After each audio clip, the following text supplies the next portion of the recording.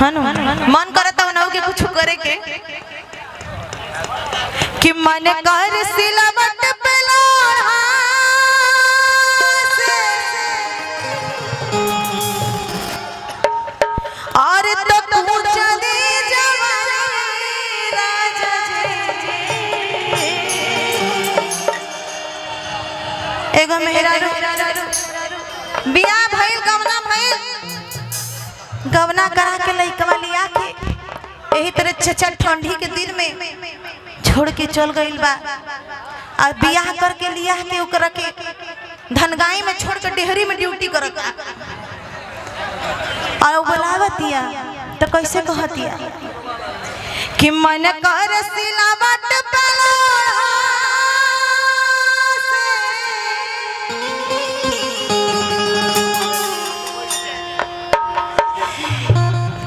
कि कुछ दी जवानी राजा जी कि कमना सावत संगे काटा तारू छानी लगा के मच्छरदानी कमना सावत संगे काटा तारा छानी लगा के मच्छरदानी राजा जी मन कर सिलावट पे लोढ़ा से मन कर सिलावट पे लोढ़ा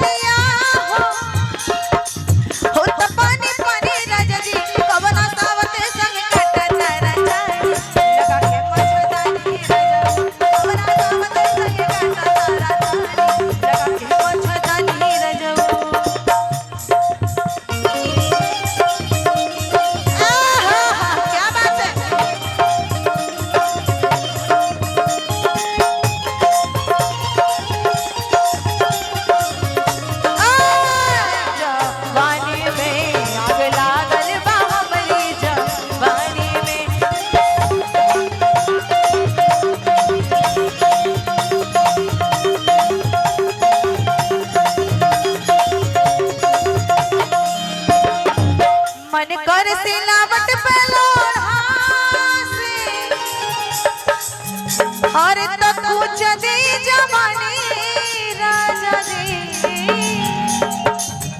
कवना सावते संग काटा तारू छानी लगा के मछदानी राजा जी कवना सावते संग काटा तारा छानी लगा के मछदानी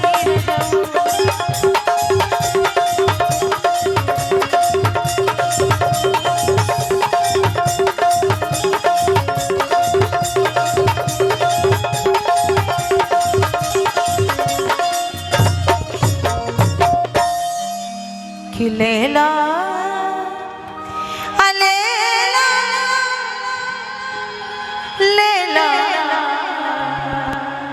है माय जवानी ई ऐसे मैचिंग मिलोली हर रेड मैचिंग। आइए ना उठिए, आप कहाँ ला एकदम बकलोल में दिन बैठे। हम सब जान रहे हैं बहुत ई गंगा जी में गोता मार के पानी पिए वाला लड़का बड़े। उठो अभी चाह तो पी जाए, पी लो ना आराम से खाए। बुढ़ापा में पीबोगा। हाँ अच्छा बहुत बहुत आभार। मैं चाहता हूँ निशा जी के लिए एक बार जोरदार ताली से आप लोग स्वागत करते हैं। जितने देर